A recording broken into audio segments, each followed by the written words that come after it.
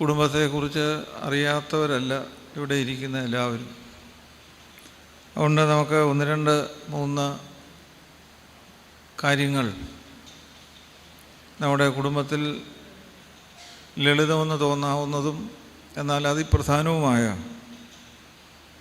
ചില തീരുമാനങ്ങളുടെ പുതുക്കൽ മാത്രമാണ് നമ്മളിവിടെ ഉദ്ദേശിക്കുന്നത്. നമ്മളെല്ലാവരും പൂർണ്ണമായി വിശ്വസിക്കുന്നത് കുടുംബം എന്നുള്ള സങ്കല്പം ദൈവത്തിൻ്റേതാണ്. അതായത് കുടുംബം സൃഷ്ടിച്ചിരിക്കുന്നത് ദൈവമാണ്.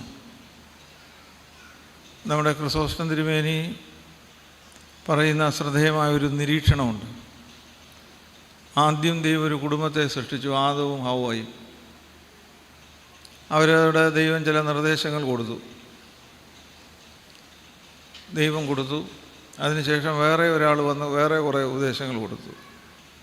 അയാളെ നമ്മൾ വിളിക്കുന്നതാണ് ഇന്ന് നമ്മുടെ 9 ആദ്യ കുർബാനക്കാർ ഉപേക്ഷിച്ചത്, സാത്താൻ. അങ്ങനെ നോക്കിയപ്പോൾ ഈ ആദ്യ കുടുംബക്കാർക്ക് തോന്നി സാത്താൻ്റെ ഉപദേശമാണ് കുറച്ചുകൂടി മെച്ചം, ആകർഷണീയം, ആസ്വാദ്യകരം എന്നവർക്ക് തോന്നുകയും അവർ ദൈവകൽപ്പനകളെ നിഷേധിച്ച് സാത്താൻ്റെ ചങ്ങാത്തം കൂടി അങ്ങനെ ഏദൻ തോട്ടത്തിൽ നിന്ന് പുറത്താക്കപ്പെടുകയും ചെയ്യും.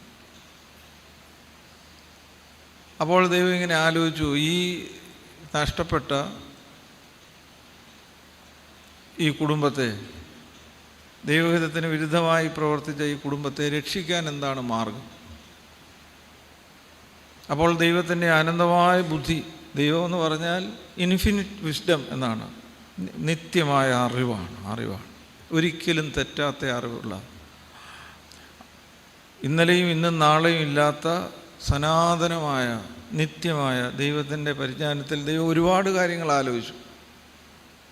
എങ്ങനെയാണ് how can be redeem the fallen family, ഈ വീണുപോയ പാപമംഗലമായ ഈ കുടുംബത്തെ രക്ഷിക്കാനുള്ള പദ്ധതി ഇങ്ങനെ നോക്കിയപ്പോൾ നിശ്ചയമായിട്ടും ദൈവം ഒരുപാട് കാര്യങ്ങൾ ആലോചിച്ച് കാണും.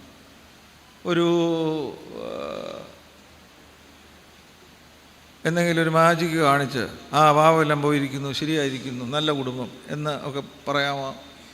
ശാസ്ത്രീയമായ ചിന്തകൾ വന്നു. ഇന്ന് നമ്മൾ കൗൺസിലിങ്ങിനെ കുറിച്ച് പറയുന്നതിൻ്റെ അപ്പുറമുള്ള കൗൺസിലിങ്. അപ്പോൾ എല്ലാം നോക്കി ദൈവത്തിനൊന്നും തൃപ്തിയാകുന്നില്ല, ശരിയാകത്തില്ല.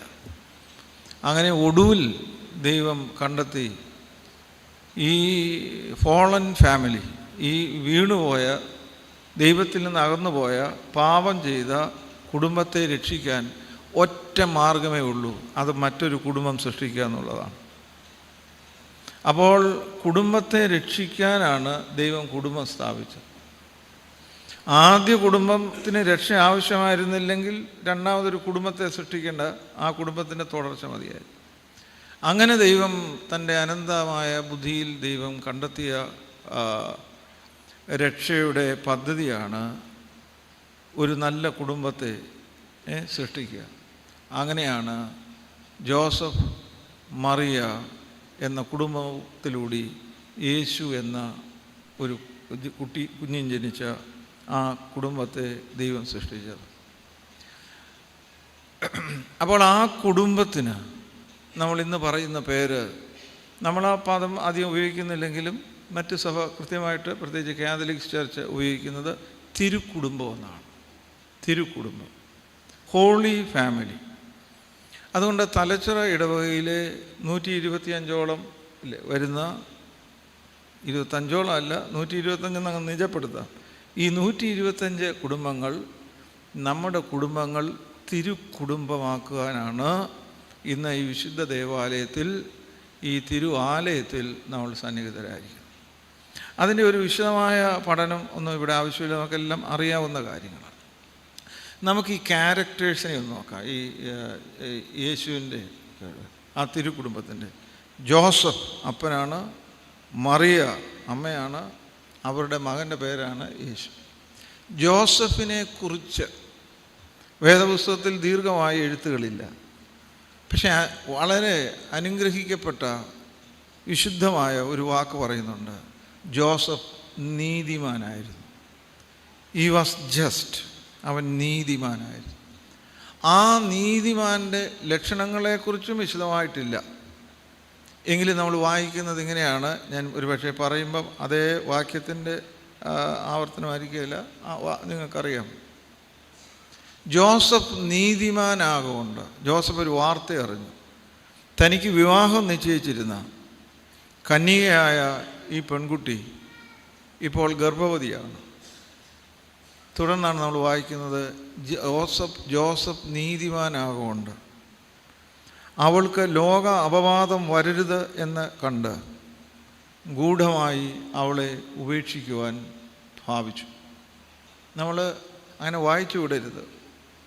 തനിക്ക് വിവാഹം നിശ്ചയിച്ചിരുന്ന ഈ ഒരു അപ്പൻ എന്നുള്ള നിലയിൽ, അല്ലെങ്കിൽ ഭർത്താവാകാൻ പോകുന്ന ഇയാൾക്ക് നിശ്ചയമായിട്ട് ഒരുപാട് സ്വപ്നങ്ങളുണ്ട്. അപ്പോൾ ഇന്നത്തെ കാലത്ത് സ്വതന്ത്രമായി ചിന്തിച്ചാൽ നമുക്ക് മനസ്സിലാവും ഒരു ചതിയാണിത്.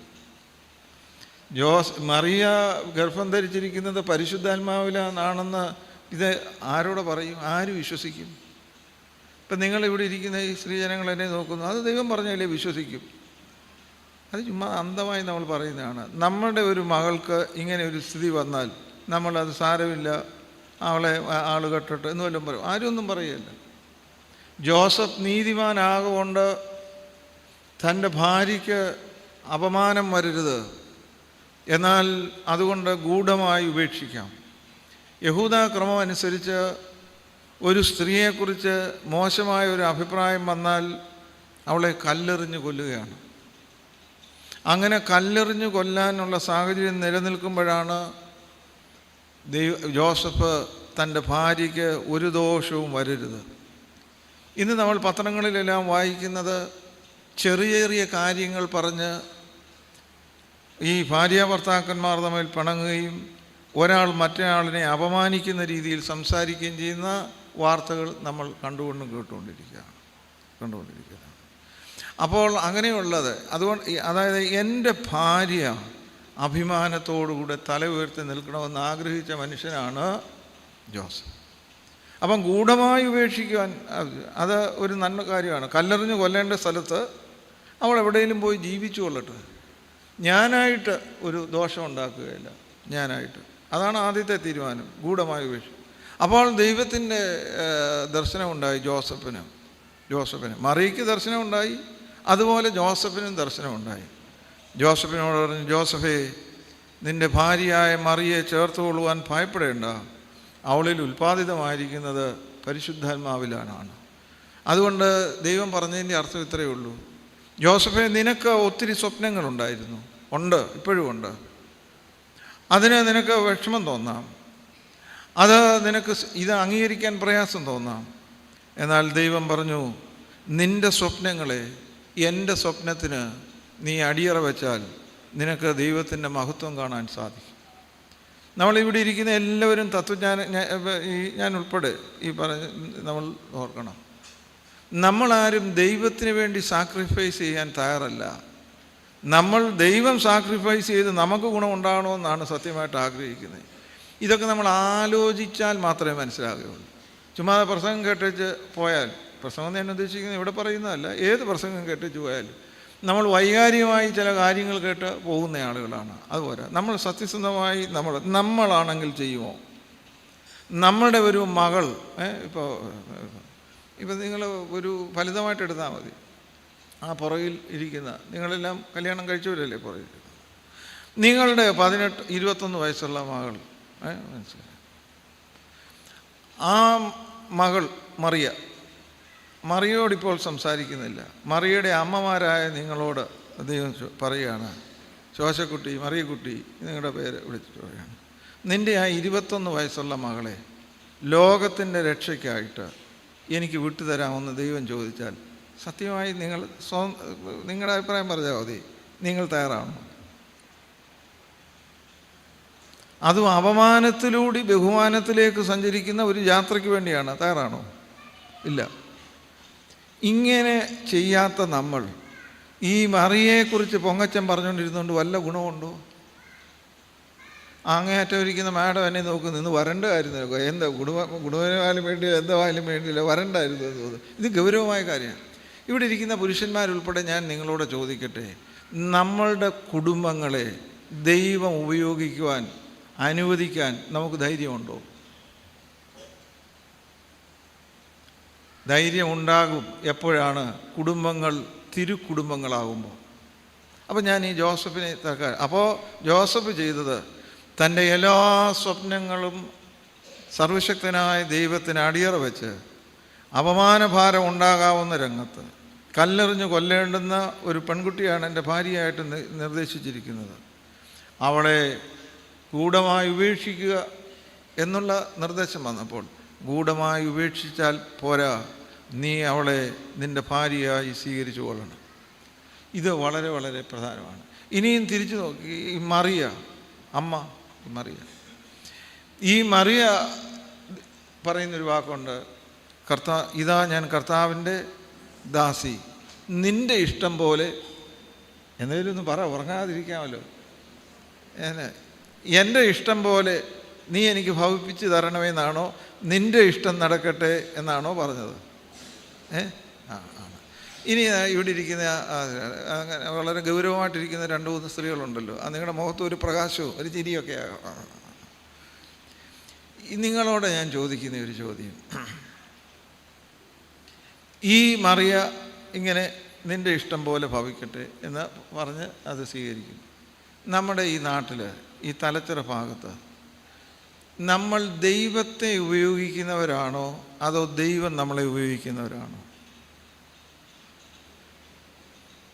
ഇവിടെ ഇരിക്കുന്ന കുറച്ച് പുരുഷന്മാരും സ്ത്രീകളും നിങ്ങളോട് ചോദിക്കുക, കഴിഞ്ഞ ഒരു 3-4 ആഴ്ചയ്ക്കുള്ളിൽ ദൈവമേ, നീ എൻ്റെ കുടുംബത്തെ നിൻ്റെ ഇഷ്ടത്തിനനുസരിച്ച് ഉപയോഗിക്കണമേ എന്ന് പ്രാർത്ഥിച്ച ആരെങ്കിലും ഒന്ന് കൈവക്കാൻ. അതായത് ഇനി ഞങ്ങൾക്കൊരു ഇഷ്ടവുമില്ല, ഞങ്ങളുടെ കുടുംബത്തെ തിരുക്കുടുംബമാക്കി നിൻ്റെ ഇഷ്ടം പോലെ ഞങ്ങളെ എന്ന് പറഞ്ഞാൽ അപ്പനെയും അമ്മയും മക്കളെ ഉപയോഗിക്കണമേ എന്ന് പ്രാർത്ഥിച്ച ഒരു സ്ത്രീക്കോ പുരുഷനോ ഒന്ന് കൈവക്കാം. കാരണം എനിക്ക് ശബരിമല പോകാൻ ഇപ്പോൾ സൗകര്യമില്ലാത്തതുകൊണ്ട് നിങ്ങളെ കണ്ടു വന്നിച്ചേച്ച് അങ്ങ് പോവാം. അവിടെ ആരാണ്ടേ ഒരു ചെറിയ കൈ പൊങ്ങിയിട്ടുണ്ട്, അത് നല്ലതാണ്. ഇനി ഇതിനപ്പുറമായ ചോദ്യത്തിലേക്ക് വന്നാൽ ഞാനും പ്രശ്നത്തിലാവും, നിങ്ങളും പ്രശ്നത്തിലാവും. അപ്പോൾ അതുകൊണ്ട് വിശദമായ ചോദ്യമില്ല, എല്ലാം വിശ്വസിക്കുകയാണ്, അതായിരിക്കട്ടെ. ഇത് വളരെ പ്രധാനമാണ്. ഈ കുടുംബദിനത്തിൽ നമ്മൾ എടുക്കേണ്ടുന്ന ഒന്നാമത്തെ തീരുമാനം എന്ന് പറയുന്നത്, ദൈവമേ, എൻ്റെ കുടുംബത്തെ ലോകത്തിൻ്റെ രക്ഷയ്ക്കായിട്ട് നീ സ്വീകരിക്കണമേ. അപ്പോൾ ഈ മറിയയുടെ ഒരു സ്വഭാവം കൂടെ നോക്കാം. മകന് 12 വയസ്സായി. പതിവ് പോലെ യെരൂശലേം ദേവാലയത്തിൽ പോയി. അവിടെ ചെന്ന് പ്രാർത്ഥിച്ചു. ഇതൊക്കെ കഴിഞ്ഞ് തിരിച്ചു വന്നപ്പോൾ 3 ദിവസം വഴി നടന്ന് വന്നപ്പോഴാണ് മനസ്സിലായത് കൊച്ചു കൂടില്ല, 12 വയസ്സായി. അതൊരു മോശപ്പെട്ട കാര്യമായിട്ടൊന്നും ഇന്ന് ദൈവശാസ്ത്രജ്ഞന്മാരൊന്നും കാണുന്നില്ല. കാരണം ഇവരൊരു സംഘമായിട്ടാണ് പോകുന്നത്, ഒരു സംഘബോധമുണ്ട്. അതുകൊണ്ട് എൻ്റെ കുട്ടി എൻ്റെ വീട്ടിലില്ലെങ്കിലും ഒരു കുടുംബത്തിൻ്റെ കൂടെ ഉണ്ട്, മറ്റൊരു അപ്പൻ്റെ അമ്മയുടെയും കൂടെ ഉണ്ട്. അവരുടെ ഒരു കുട്ടി ഒരു പക്ഷേ നമ്മുടെ കൂടെ കണ്ടേക്കാം. അപ്പോൾ which is called the solidarity of the community. ഈ കമ്മ്യൂണിറ്റി അത് മറ്റൊരു വിഷയമാണ്, അതിലേക്ക് പറയും. അങ്ങനെ തിരിച്ചു പോയി അവിടെ ചെന്നപ്പോൾ മകൻ ചെയ്തുകൊണ്ടിരിക്കുന്നത് ഈ വലിയ പണ്ഡിതന്മാരോട് സംസാരിച്ചുകൊണ്ടിരിക്കുകയാണ്. അവരോട് ചോദിക്കുന്നു, പറയുന്നു. ഈ പണ്ഡിതന്മാർ വളരെ പ്രയാസപ്പെടുന്നു. അങ്ങനെയുള്ള ഒരു സ്ഥിതി. അവിടെ ചെന്ന് ഈ മറിയ പറഞ്ഞ വാക്ക് ശ്രദ്ധിക്കണം. മോനോട് എടാ കുഞ്ഞേ, ഞങ്ങളുടെ കൂടെ വന്നതാണ്, തിരിച്ച് അന്വേഷിച്ചു, കാണുന്നില്ല. നിൻ്റെ അപ്പനും ഞാനും എന്ത് വിഷമിച്ചെന്നറിയാമോ? ആ വാക്ക് കൈവിടരുത്. നിൻ്റെ അപ്പനും ഞാനും. ഒരമ്മ പറയുകയാണ്, അല്ലെങ്കിൽ ഒരു ഭാര്യ പറയുകയാണ്, എൻ്റെ ഭർത്താവ്, എൻ്റെ കുഞ്ഞിൻ്റെ അപ്പൻ, അവനെക്കുറിച്ച് മോനെ നീ ആലോചിക്കണം. എൻ്റെ അമ്മയായിരുന്നെങ്കിൽ പറഞ്ഞേനെ നിന്നെ 10 മാസം എൻ്റെ വയറ്റിലിട്ടുകൊണ്ട് നടന്നതാണ്. മനസ്സിലായോ? ഈ കുഴപ്പങ്ങൾ കാണിക്കുന്നതിനൊക്കെ ഒരു മര്യാദ വേണം. മനസ്സിലായോ? ഞാനെന്ത് വിഷമിച്ചെന്നറിയാവോ? പിന്നെ എൻ്റെ അപ്പനും ഉണ്ട് കൂടെ. എന്നേ പറയുള്ളൂ. ഇവിടെ എന്താ പറഞ്ഞേക്കുന്നത്? നിൻ്റെ അപ്പൻ വിഷമിക്കും. മോനെ, നിൻ്റെ അപ്പനെ വിഷമിപ്പിക്കരുത്. എനിക്ക് ഭയങ്കര ഇഷ്ടം അത് വായിക്കാൻ. ഒരമ്മ പറയുകയാണ്, കുഞ്ഞെ, അപ്പനെ വിഷമിപ്പിക്കരുത്. അതൊക്കെ ഒരു ഡിവൈൻ വാക്കുകളായിട്ടാണ് എനിക്ക് തോന്നുന്നത്. അമ്മ, ഞാനൊരിക്കൽ എൻ്റെ അമ്മയോട് പറഞ്ഞു, 10 മാസം വലിയ പ്രയാസമാണെങ്കിൽ ഒരു 5-6 മാസമായപ്പോൾ എവിടെയെങ്കിലും അങ്ങ് പ്രസവിക്കരുതായിരുന്നു എന്ന് ചോദിച്ചിട്ട്, നീ പോ എന്ന് അമ്മ പറയും. അതുകൊണ്ട് സ്നേഹക്കുറവോ കൂടുതലോ ഒന്നുമില്ല. പക്ഷേ ഇത് വളരെ പ്രധാനമാണ്. നമ്മൾ അപ്പനെക്കുറിച്ച് പറഞ്ഞു, അമ്മയെക്കുറിച്ച് പറഞ്ഞു, ഈ അമ്മ പറഞ്ഞു നിൻ്റെ അപ്പൻ വിഷമിക്കരുത് എന്ന് പറഞ്ഞു. അതിൻ്റെ വിശദാംശങ്ങളിലേക്ക് ഇനിയും പോകുന്നില്ല. ഈ അപ്പൻ്റെയും അമ്മയുടെയും മകൻ്റെ പേരാണ് എന്തെന്ന് പറയുന്നത്? യേശു. നിങ്ങൾ ഒന്നുകൂടി ശ്രദ്ധിക്കണം. അവിടെ യേശു, അവൻ ജനത്തെ അവരുടെ പാവങ്ങളിൽ നിന്ന് രക്ഷിക്കാനിരിക്കൊണ്ട് അവൻ യേശു എന്ന് പേരിടണം. യേശു എന്നുള്ളത് ജോഷുവ എന്നാണ് ആ പേര് നമ്മളിന്ന് പറയുന്നത്. യേശു, ജോഷുവ. ജോഷുവ എന്ന പേരുള്ള ഒരുപാട് ആളുകൾ ഇവിടെ തന്നെ, ഒരുപാടല്ലെങ്കിൽ ഇവിടെയും കാണും, ഒരുപാട് പേരുണ്ട്. യേശു എന്ന കുട്ടിയെ ജോസഫ് മറിയ എന്ന ദമ്പതികൾക്ക് ദൈവം ദാനമായി നൽകി. നിങ്ങൾ എന്നോടൊന്ന് സഹകരിക്കണം. ശരിയോ തെറ്റോ? എടാ, നിങ്ങളാരാന്ന് മിണ്ടാത്തത്? ശരിയാണ്, ശരിയാണ്. ഈ പള്ളിയിൽ വന്നത് ഞാൻ 1-2 സ്ത്രീകളെ കാണുന്നു. അവർ ഇങ്ങോട്ട് നോക്കിയിരിക്കുകയാണ്, അവിടെ ആരെങ്കിലും നടക്കുന്നത്. ഞാൻ രാവിലെ നിങ്ങളോട് പറഞ്ഞു, പള്ളിയിൽ ഒരൊറ്റ ലക്ഷ്യമേ ഉള്ളൂ, ഇങ്ങോട്ട് നോക്കിക്കൊള്ളണം. What God says. അല്ല, അങ്ങോട്ടും ഇങ്ങോട്ടും നോക്കിയിരുന്നൊരു ശീലം ഈ സഭകളിലെല്ലാം ഉണ്ടായിക്കൊണ്ടിരിക്കും. ഇന്നലെയും വൈകിട്ട് വഴക്ക് പറഞ്ഞ് എൻ്റെ കൂടെ വന്ന അച്ഛൻ എന്നോട് പിണങ്ങിയിരിക്കുകയാണ്. അച്ഛനെ അല്ല പറഞ്ഞത്, വേറെ ഒരാളോ. എനിവേ, അപ്പോൾ ഇതൊക്കെ ശ്രദ്ധിക്കണം. അപ്പൻ, അമ്മ. ഞാൻ എന്നെ ഇപ്പം പറഞ്ഞുകൊണ്ടിരിക്കുന്നത്, ഇതിൻ്റെ ഇടയ്ക്ക് വേറെ പറഞ്ഞാൽ കൈ വിട്ടു പോകും. ഇപ്പം എന്നാ പറഞ്ഞത്? ഒടുവിൽ പറഞ്ഞുകൊണ്ടിരിക്കുന്നത് എന്താണ്? എന്നെ നോക്കുന്നതിന് അർത്ഥം പറയുന്നതിന് ബോധമില്ല, പിന്നെ ഇനി ഞങ്ങളോട് ചോദിക്കുകയാണത്. എന്താ ഒടുവിൽ പറഞ്ഞേ?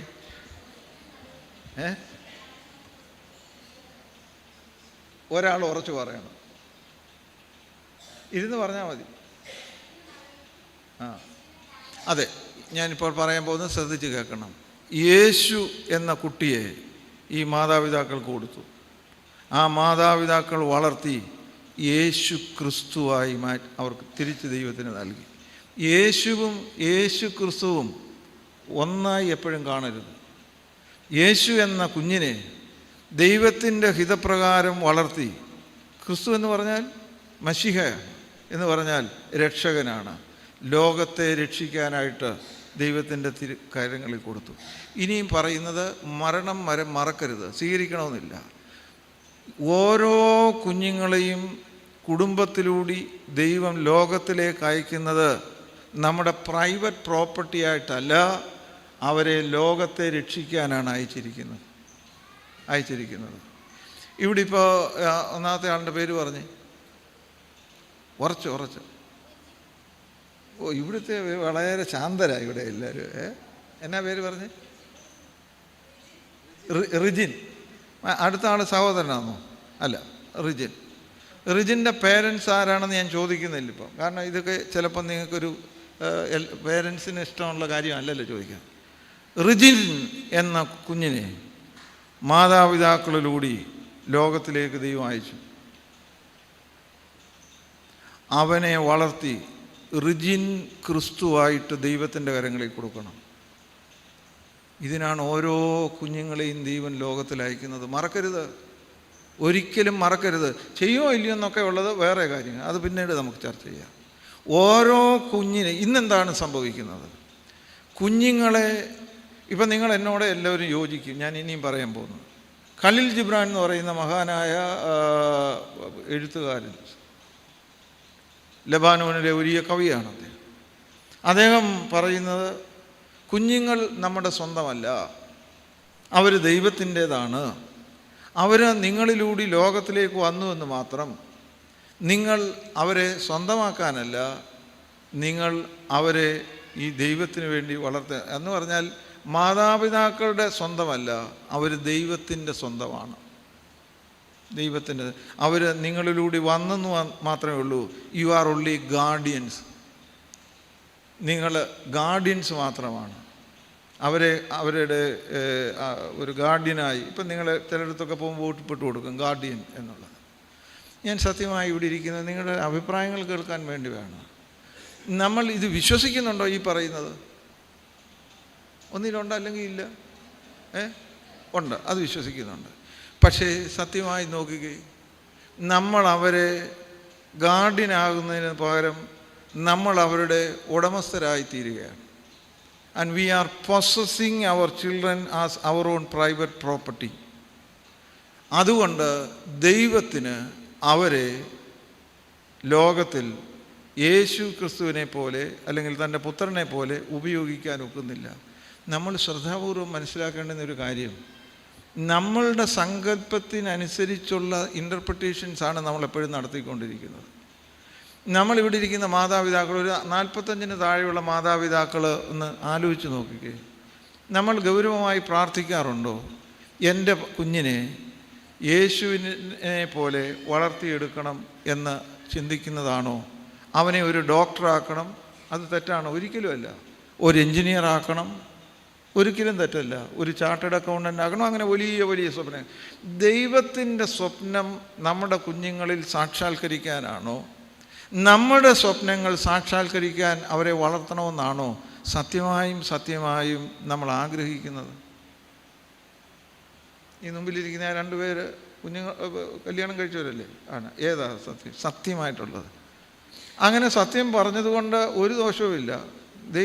ദൈവം നമ്മുടെ എല്ലാ പരിമിതികളോടുമാണ് നമ്മളെ സ്നേഹിക്കുന്നത്.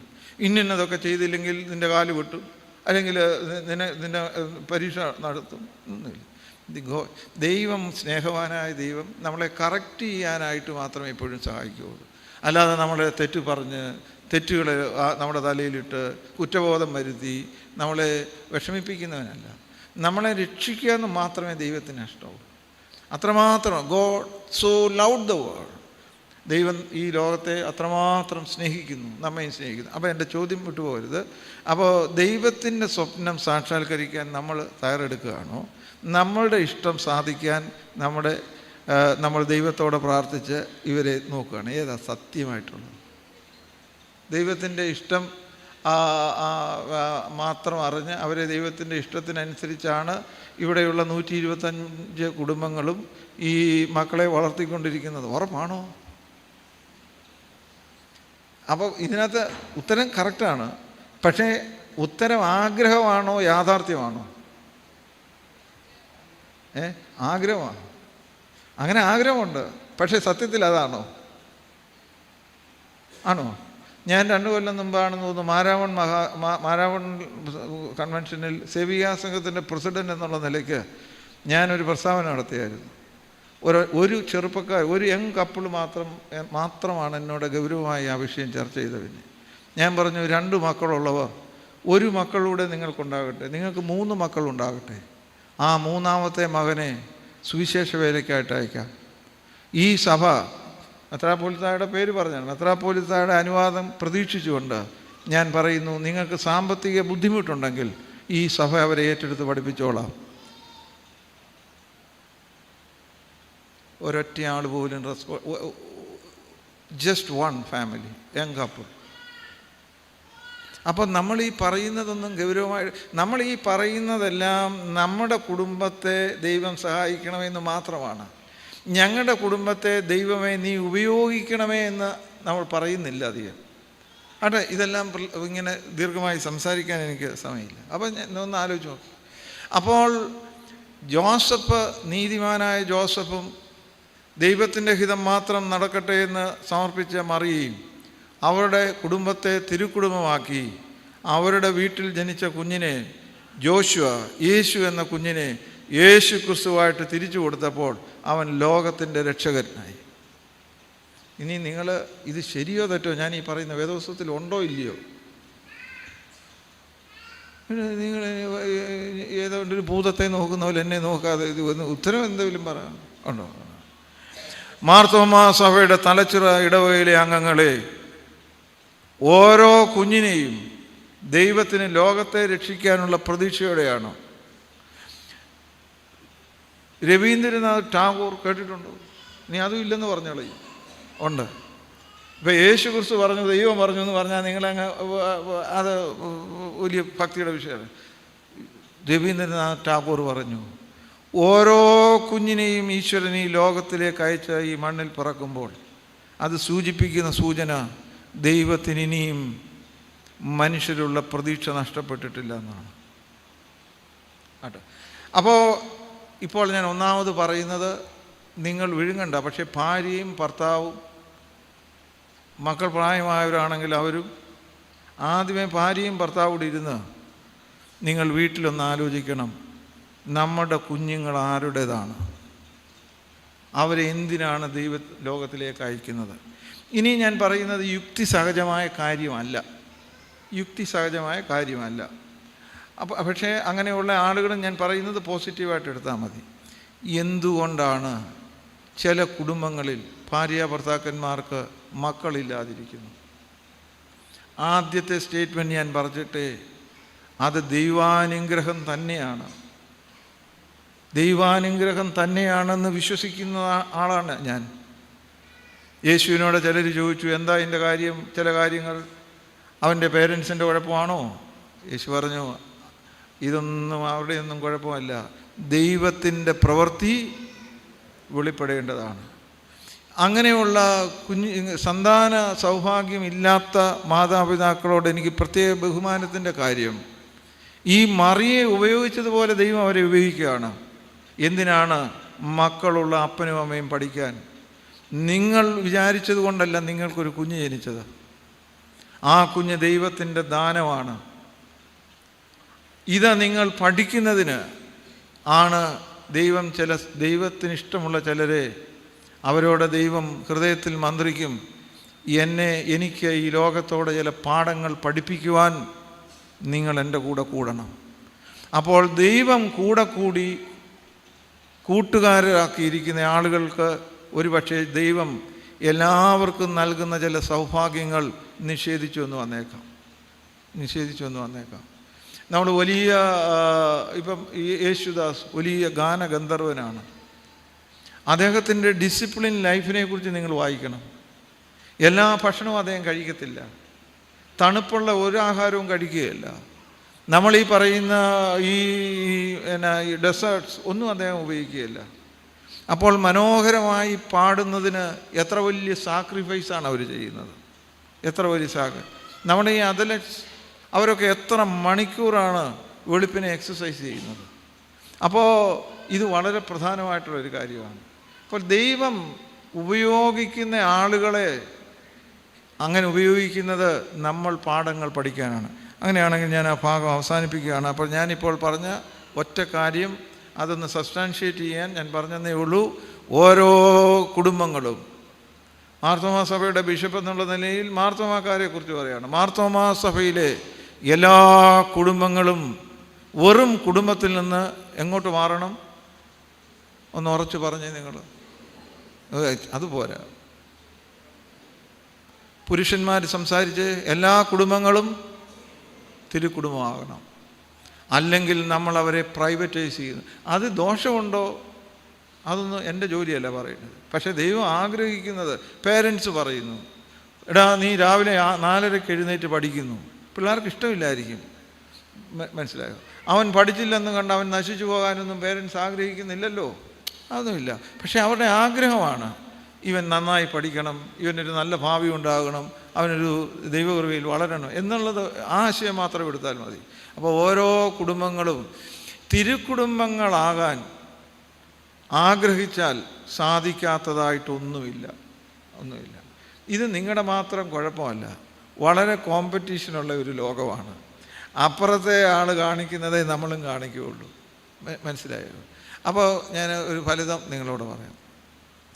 നിങ്ങളുടെ കുട്ടികളെല്ലാവരും നിങ്ങൾ മിണ്ടാതിരുന്നാൽ ശരിയല്ല, എന്തെങ്കിലും ഒക്കെ പറയണം.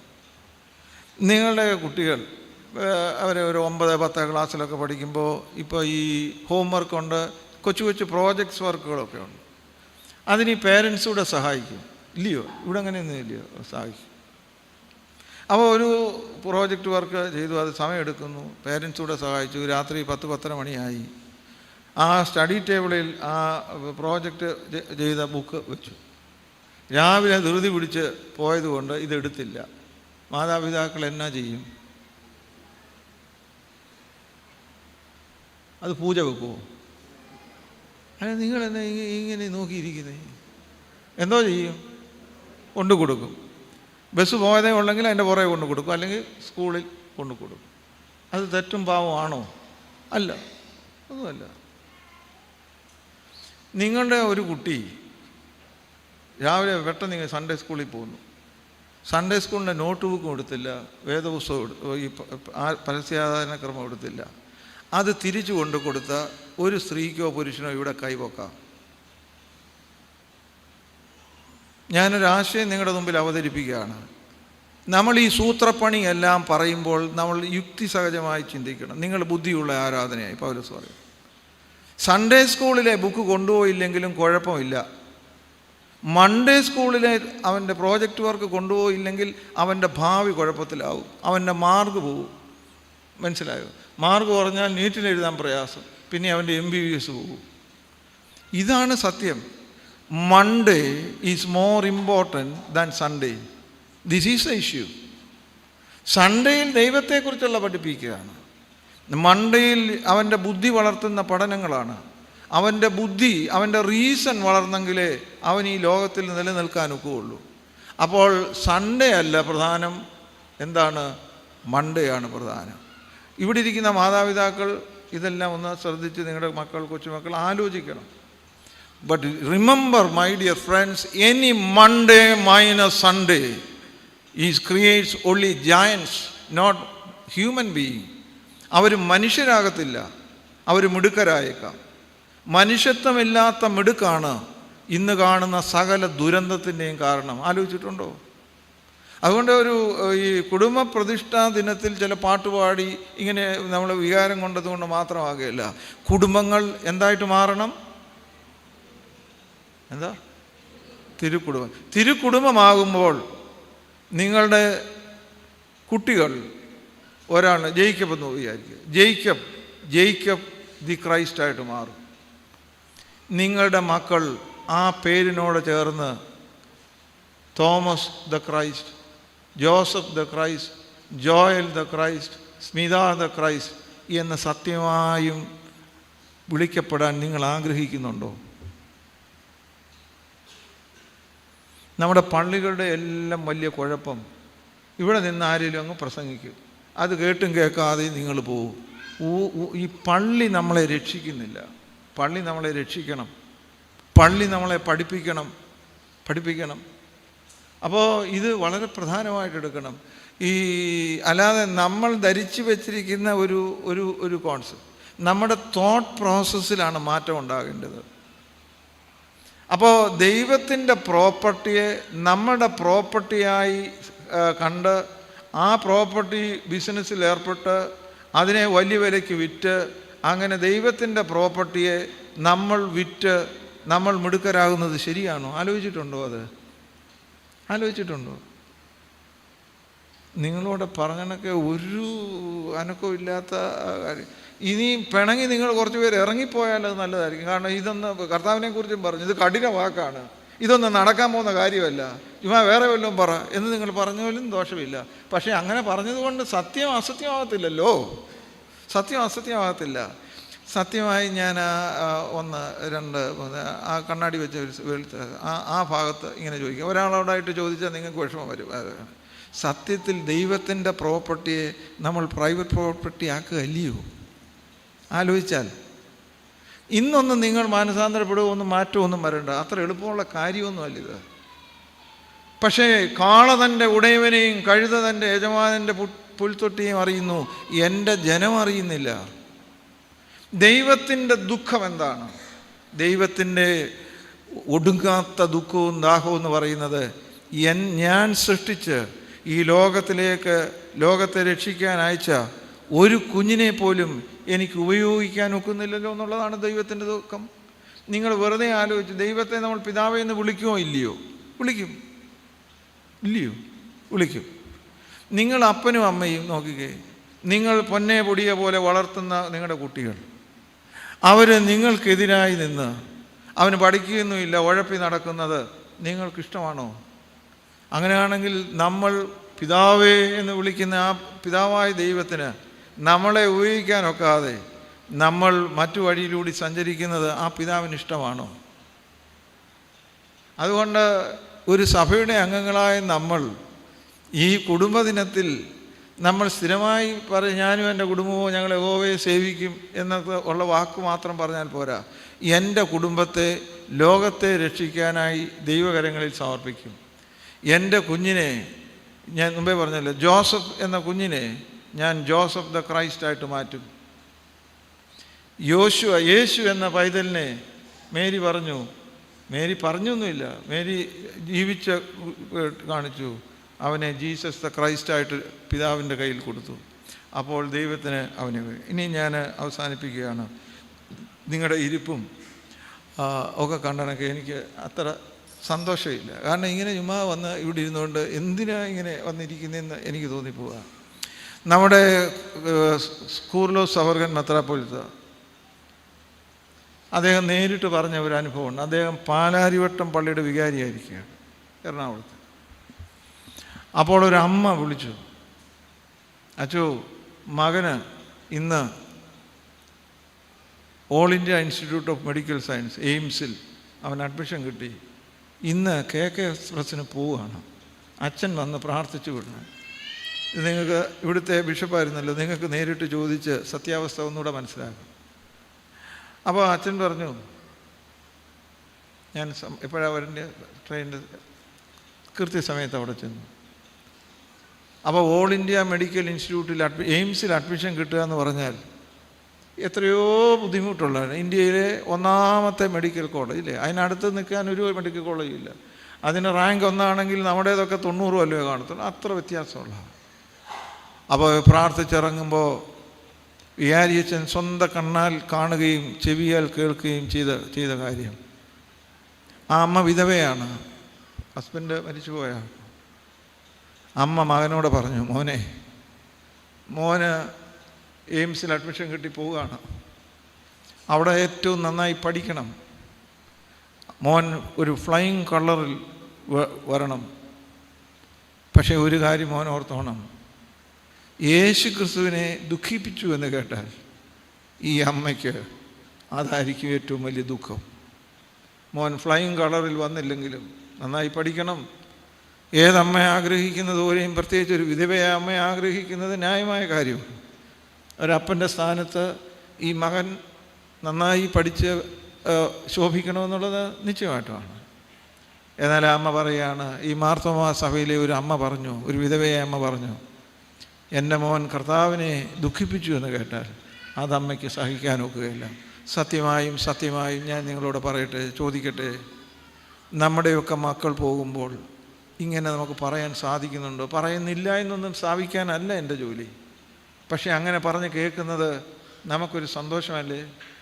നിങ്ങളെക്കുറിച്ച് മറ്റൊരാളൊരു പള്ളിയിൽ സാക്ഷ്യം പറയുന്നത് നിങ്ങൾക്ക് സന്തോഷം വരുന്ന കാര്യമല്ലേ?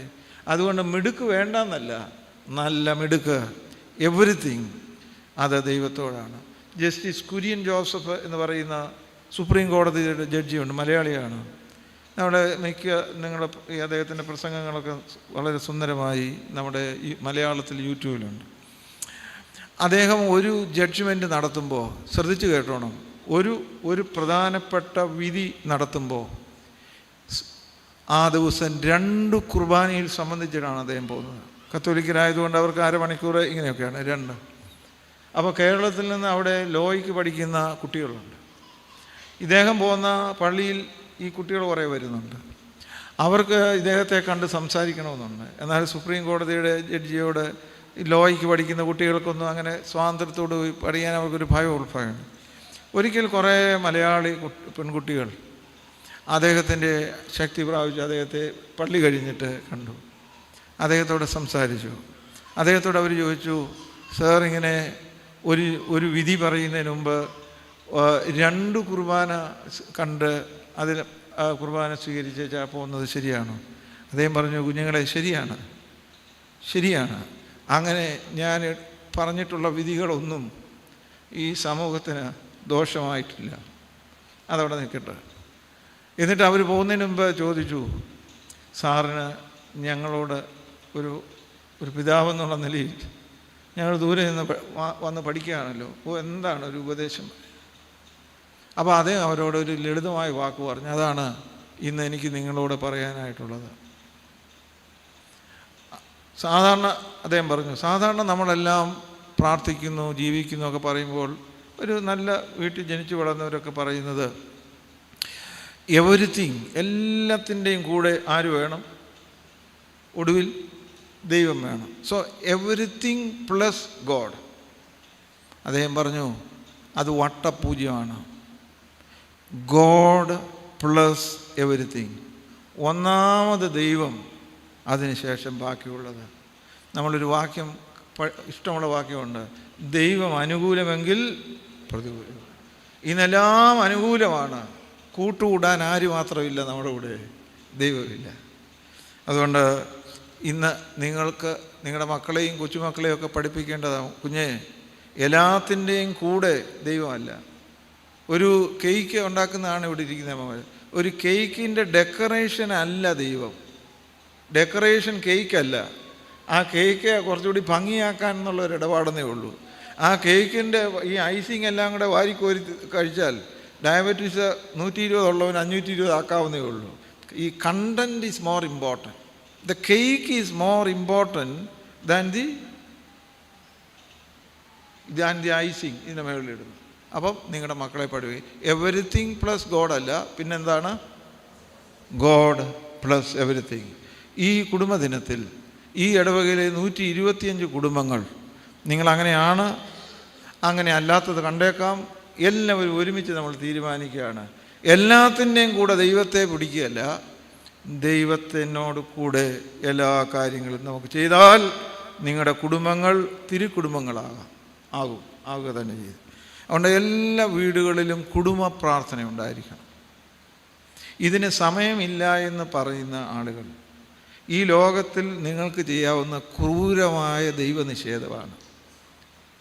ഇന്ത്യയുടെ പ്രസിഡൻറ്റിനും അമേരിക്കയുടെ പ്രസിഡൻറ്റിനും നിങ്ങൾ അറിയപ്പെടുന്ന ഏറ്റവും വലിയ ഒരു ഡോക്ടർ, ഒരു സർജനോ, ഒരു ഫിസിഷ്യനോ എല്ലാവർക്കും 24 മണിക്കൂറേ ഉള്ളൂ. അവരെല്ലാം അവരുടെ കാര്യങ്ങൾ ചെയ്യുന്നുണ്ട്. നമ്മളെ കുറച്ച് അജ്ഞത കൊണ്ട് പറയുന്നതാണ് എനിക്ക് സമയമില്ല. സമയം എവിടെ പോയി എന്ന് പറഞ്ഞാൽ ഒരു ടൈം മാനേജ്മെൻ്റ് ഇല്ലെന്നേ ഉള്ളൂ. ചുമ്മാ 9:30 വരെ കിടന്ന് ഉറങ്ങിയ ചുരുത്തിന് എഴുന്നേറ്റ് പറയും എനിക്ക് പഠിക്കാൻ സമയം കിട്ടിയില്ല. വിവരക്കേടല്ലേ അത്? അപ്പം അങ്ങനെയുള്ള കാര്യങ്ങളൊന്നും, സമയം തന്നവനോട് സമയമില്ലെന്ന് പറയുന്ന നെറികേട് നമ്മളാരും ഇനിയും പറയരുത്. സമയം തന്നവനോട്. അപ്പോൾ ഒന്നാമത് പറഞ്ഞ എന്നാ ചെയ്യേണ്ട കാര്യം ഇപ്പം പറഞ്ഞത്. ഒന്നാമത്തത് ഇതൊന്നും കേൾക്കുന്നില്ലയോ? കുടുംബ പ്രാർത്ഥന നിങ്ങളുടെ വീടുകളിൽ ഉറപ്പായിരിക്കണം. ഞാനിന്ന് രാവിലെ ഒന്ന് സൂചിപ്പിച്ചു, പുരുഷന്മാർ വേദപുസ്തകം വായിക്കുന്നു എന്നുള്ളത് ഉറപ്പാകും. അപ്പോൾ ഈ കുടുംബ പ്രാർത്ഥന, നിങ്ങളുടെ കുട്ടികളെ വേദപുസ്തകം വായിക്കാൻ പഠിപ്പിക്കണം. വേദപുസ്തകത്തെ സ്നേഹിക്കുവാൻ നിങ്ങൾ ഇവിടെ ഒരു എന്നാ പറയുന്നത് 70 മേൽ പ്രായമുള്ള അമ്മമാർ ഉണ്ടല്ലോ, കുറേ പേരുണ്ട്. നിങ്ങളുടെ അമ്മമാർ പറഞ്ഞ് നിങ്ങൾ കേട്ടിട്ടുണ്ടോ? എടാ കുഞ്ഞേ, ഈ കറുത്ത പുസ്തകം നീ ചുമന്നുകൊണ്ട് നടന്നാൽ ഒരു നാളിൽ അത് നിന്നെ ചുമന്നുകൊണ്ട് നടക്കും. നിങ്ങൾ പറയുന്ന കേട്ടിട്ടുണ്ടോ? ഇല്ല. കേട്ടെന്നോ ഇല്ലെന്നോ? ആ അമ്മയുടെ മക്കൾ അവരുടെ മക്കളോട് ഇത് പറയുന്ന സാധ്യത കൂടുതലാണോ കുറവാണോ? നിങ്ങളെന്താ മനുഷ്യർ ഇത്? കൂടുതലാണോ കുറവാണോ? എന്നാ പറഞ്ഞേ? കുറവാണ്. നിങ്ങൾ ഇപ്പോഴത്തെ സ്ഥിതിയിൽ പോയാൽ, ഞാനൊരു പ്രവാചകനാകേണ്ട കാര്യമൊന്നുമില്ല, 35 കൊല്ലം കഴിയുമ്പോൾ ഇന്നേക്ക്, അതൊരു വളരെ എക്സ്റ്റൻഡഡ് ടൈമാണ്, ജനിക്കുന്ന കുഞ്ഞുങ്ങൾ വളരുന്ന വീട്ടിൽ ദൈവം എന്നുള്ള വാക്ക് കേൾക്കുകയില്ല. അവർ ഇതൊന്നും ഞാൻ ചുമ്മാതെ ഉണ്ടാക്കി പറയുന്നതല്ല. ഇപ്പോൾ പറഞ്ഞല്ലോ, 70 മേൽ പ്രായമുള്ള അമ്മമാർ, അവരുടെ അമ്മമാരും അപ്പനും, പ്രത്യേകിച്ച് അമ്മമാർ പറഞ്ഞിട്ടുണ്ട്, കുഞ്ഞേ ബുദ്ധിമുട്ടിൽ ജീവിക്കുകയാണ് നമ്മൾ, ഇതും കൊണ്ട് നീ നടന്നാൽ അതൊരു നാളിൽ നിനക്ക് സഹായകരമാകും. ആ അമ്മയുടെ മകളുടെ വീട്ടിലെ ചോദിച്ചപ്പോൾ അതെന്ന് പറഞ്ഞാൽ അങ്ങോട്ട് നോക്കിയെങ്കിൽ അവിടെ മാത്രമല്ല എല്ലായിടത്തെയും അങ്ങനെ പറയുന്നതെല്ലാം ഒരു അപരിഷ്കൃതമാണ് എന്ന് തോന്നുന്നു. അങ്ങനെയാണെങ്കിൽ അവരുടെ കൊച്ചുമക്കൾ വരുമ്പോൾ നിങ്ങളിവിടെ ഇരിക്കുന്ന ഈ ഭക്തരോട് ഞാൻ ചോദിക്കുകയാണ്, നിങ്ങളുടെ കൊച്ചുമക്കളുടെ മക്കൾ വരുമ്പോൾ അവർ ദൈവം എന്നുള്ള പദം കേൾക്കുന്നില്ല എങ്കിൽ ആരാണ് ഉത്തരവാദി? നമ്മളുടെ മക്കളെയൊക്കെ പഠിപ്പിക്കുന്നതിൽ എല്ലാ കുഞ്ഞുങ്ങൾക്കും ഒരു അവകാശമുണ്ട്. They have the right to know their created God. ഇവിടെ ഇരിക്കുന്ന ചില ഒരു 30-35 വയസ്സൊക്കെയുള്ള സ്ത്രീകളും പുരുഷന്മാരും യങ് കപ്പിൾസ് ഉണ്ടായിരിക്കും. ഇതൊന്നും സാരമില്ല എന്ന് തോന്നുന്ന നിങ്ങളുടെ കൂട്ടുകാർ കാണും. എനിക്ക് ചിലപ്പോൾ ഒക്കെ തോന്നാറുണ്ട്, എന്തൊരു കഷ്ടമാണതൊക്കെ. അതിനൊക്കെ വേറെ ക്രൂരമായ വാക്കുകളാണ് ഉപയോഗിക്കേണ്ടത്. പക്ഷേ ഇത്രയും നല്ലവരോട് അത് പറയാൻ പാടില്ലല്ലോ. ഇതൊക്കെ നമ്മൾ സഹിക്കും. അപ്പം ഈ എല്ലാ വീടുകളിലും കുടുംബ പ്രാർത്ഥന, വീടുകളിൽ ഞാൻ ഇനി അടുത്ത ചോദ്യം കൂടെ ചോദിച്ച് അവസാനിപ്പിക്കുക.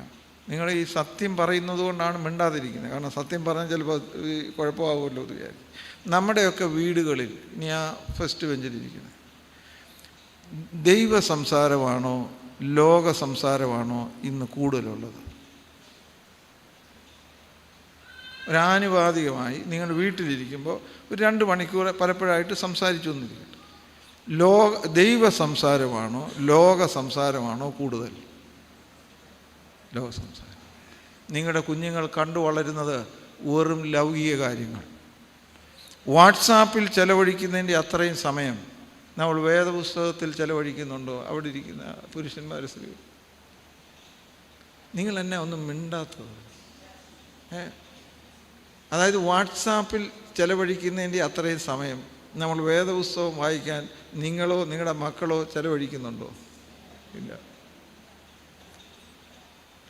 ഒരു ക്രൂരതയല്ലയോ? അതുകൊണ്ട് ഞാൻ ഈ കുടുംബദിനത്തിൽ നിങ്ങളോട് പറയുന്നു, വാട്സാപ്പിൽ ചെലവഴിക്കുന്നതിൻ്റെ അത്രയും സമയം വേദപുസ്തകത്തിൽ ചെലവഴിക്കണം എന്ന്. അങ്ങനെയാണ് ഞാൻ പറയേണ്ടത്, അല്ലെങ്കിൽ അതിൽ കൂടുതലെന്നാണ് പറയേണ്ടത്. എങ്കിലും അതിൻ്റെ പകുതി സമയമെങ്കിലും വേദപുസ്തകത്തിലും കുടുംബ പ്രാർത്ഥനയ്ക്കും ചെലവഴിക്കണ്ടേ? വേണോ വേണ്ട? നിങ്ങൾ വേണ്ടെന്ന് പറഞ്ഞാൽ വേണ്ട, നിങ്ങൾ വേണമെന്ന് പറഞ്ഞാൽ വേണ്ടേ? നമ്മുടെ ആ ക്യാമറ ഉപയോഗിക്കുന്ന സ്നേഹിതൻ്റെ പേരെന്നാ? ഇരുന്നാൽ മതി. എന്നാ പറയും? വിക്രമൻ്റെ ആ മുഖം എനിക്ക് ഇഷ്ടപ്പെട്ടു പോയി. അദ്ദേഹം ഈ പറഞ്ഞുകൊണ്ടിരിക്കുന്നത്, എന്തിനാ തിരുമേനി ഇവരോടൊക്കെ ഇത് പറയുന്നത്? ഞാൻ ഫോട്ടോ എടുക്കാൻ പോകുന്നതല്ലേ? മനസ്സിലായോ? ആലോചിച്ച് നോക്കിക്കേ. ഞാൻ ഈ പറയുന്ന കാര്യങ്ങൾ ഏത് മനുഷ്യനും പ്രധാനമാണ്. അതിന് ക്രിസ്ത്യാനി എന്നൊന്നുമില്ല. ഏത് മനുഷ്യർക്കും നമ്മുടെ വീടുകൾ ആട്ടെ. അപ്പോൾ അതിനോട് ചേർന്ന് പറയാനായിട്ടുള്ളത്, മിക്ക അപ്പനും അമ്മയും പറയുന്നൊരു കാര്യമുണ്ട്, ഞങ്ങൾ മക്കൾക്ക് വേണ്ടി അങ്ങ് പിള്ളേരോടൊക്കെ പറയുന്നത്, പള്ളി വന്നല്ല പൊതുവെ പറയുന്നത്, മക്കൾക്ക് വേണ്ടി ജീവിക്കുകയാണ്. ഈ കഷ്ടപ്പെടുന്നതെല്ലാം ആർക്ക് വേണ്ടിയാണ്? മക്കൾക്ക് വേണ്ടി. നിങ്ങളുടെ ആയുസ്സിൽ ഇനി ഒരൊറ്റ നിമിഷത്തിലും അത് പറഞ്ഞേക്കരുത്. നിങ്ങൾ കുഞ്ഞുങ്ങൾക്ക് വേണ്ടി ജീവിക്കരുത്. നിങ്ങൾ ദൈവത്തിന് വേണ്ടി ജീവിക്കണം. നിങ്ങളുടെ കുഞ്ഞുങ്ങളത് കാണും, അവർ ദൈവത്തിലെത്തിക്കോളും. ഇല്ലെങ്കിൽ ആ കുട്ടികൾ കാണുന്നത് വെറും ലൗകിക വിചാരത്തിന് മാത്രം ഇവർ ജീവിക്കുന്നവരാണ്. അവർ ഞങ്ങൾക്ക് വേണ്ടി ജീവിക്കുന്നു എന്നാണ് പറയുന്നത്. ഞങ്ങൾ ഈ പൊതുസമൂഹത്തോട് ചോദിക്കട്ടെ, ഈ പിള്ളേർ വിചാരിക്കട്ടെ, ഇവരിങ്ങനെ ഞങ്ങളെ സ്നേഹിച്ച് കഷ്ടപ്പെടുകയാണ്. ഞങ്ങളുടെ കൂടെ ഒരു ദിവസം ഒരു അരമണിക്കൂർ പോലും ഒരു ക്വാളിറ്റി ടൈം ഞങ്ങളുടെ കൂടെ സ്പെൻഡ് ചെയ്യുന്നില്ല. ആർക്ക് വേണ്ടിയാണ് ഇത്? ഇതൊക്കെ ഒരു 45 കൊല്ലം മുമ്പ് ഞങ്ങൾ സെമിനാരി പഠിക്കുന്ന സമയത്ത്, MD സെമിനാരി കേരളത്തിലെ ഏറ്റവും വലിയ സ്കൂളാണ് MDI സ്കൂൾ. അവിടുത്തെ ഹോസ്റ്റലുകളിൽ ഒരു 250 കുഞ്ഞുങ്ങളുണ്ട്. അവരെ സൺഡേ സ്കൂൾ പഠിപ്പിക്കുന്നത് സെമിനാരി സ്റ്റുഡൻസാണ്. അപ്പോൾ ഞങ്ങൾക്കും അത് വലിയ സന്തോഷമാണ്. എല്ലാ വൈദിക സ്റ്റുഡൻസിനും നോക്കുകയല്ല, ഒരു സെമസ്റ്ററിൽ ഇത് കഴിഞ്ഞ് നല്ല അവരുടെ ഹോസ്റ്റലിൽ നല്ല ചായയും കാപ്പിയും ഒക്കെ കിട്ടും. അപ്പോൾ അതും ഒരു സന്തോഷമാണ്. അവർ പറയുന്ന വാക്ക് നിങ്ങൾ സത്യമായും കേൾക്കണം. ഞങ്ങളെ ഇവിടെ ജയിലിൽ അടച്ചിരിക്കുകയാണ്, ഞങ്ങളുടെ പേരൻസ് വിദേശ രാജ്യത്താണ്, ഞങ്ങൾക്ക് വേണ്ടി ജീവിക്കുകയാണെന്നാണ് പറയുന്നത്. നിങ്ങൾക്ക് ഞങ്ങൾക്ക് അവരെ മതി, ഞങ്ങളുടെ കൂടെ അവരൊരു സമയമില്ല, വരുമ്പം കുറേ മുട്ടായും അതും ഇതൊക്കെ വാങ്ങിച്ചുകൊണ്ട് വരും. 45 കൊല്ലം മുമ്പ്. അങ്ങനെയാണെങ്കിൽ ഇപ്പോഴത്തെ സ്ഥിതി വലിയ കാര്യമായ മാറ്റമില്ല.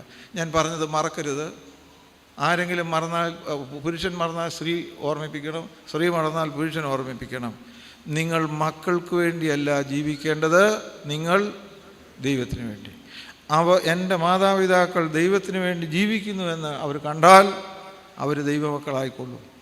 അവരെ ദൈവം നോക്കിക്കോളും. ദൈവം കൂട്ടുകൂടുന്നതാണോ മനുഷ്യൻ കൂട്ടുകൂടുന്നതാണോ നല്ലത്?